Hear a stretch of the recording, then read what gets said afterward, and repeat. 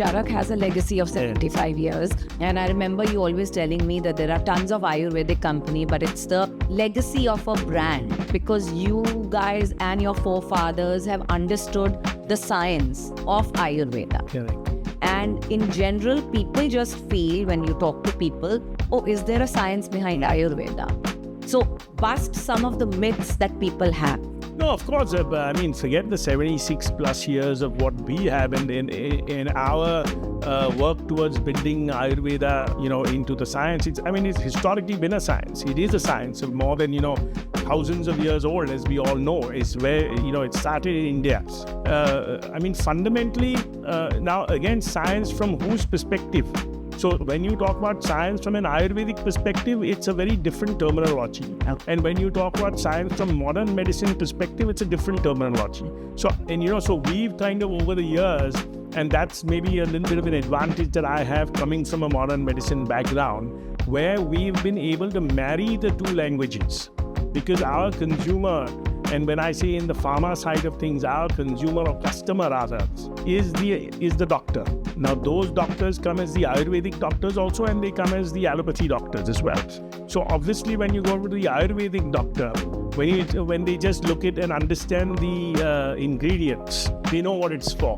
Right? Because in Ayurveda also there are two systems. One is the very generic style of formulation, which we don't do. Okay. But we have our own patent and proprietary formulations that we kind of build. So we have a whole team of Ayurvedic specialists where, in a room when they sit and formulate, you have a collective knowledge of more than 300 years of experience.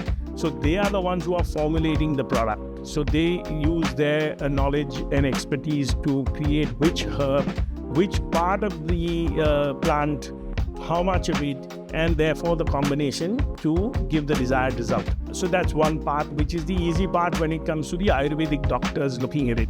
When it comes to the modern medicine customer that we kind of, our people go to, there of course, just the use of herbs or names is not enough.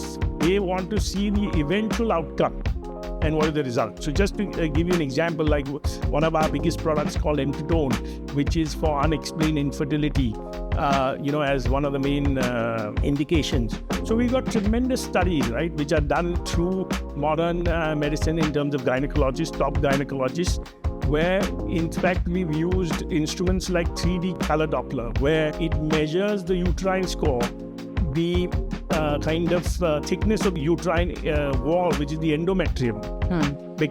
And then even talking about the systolic and diastolic pressure of the uterine artery. So it's very deep. When you go into another product of ours, which is Adizoa, which is for, male infertility, again, it is studied under the electron microscope to see, what is the lateral head displacement of the sperm, what is the morphology of the sperm. So that's where the science part of it comes for the modern medicine. Okay. So yeah, I hope I've been able to explain it.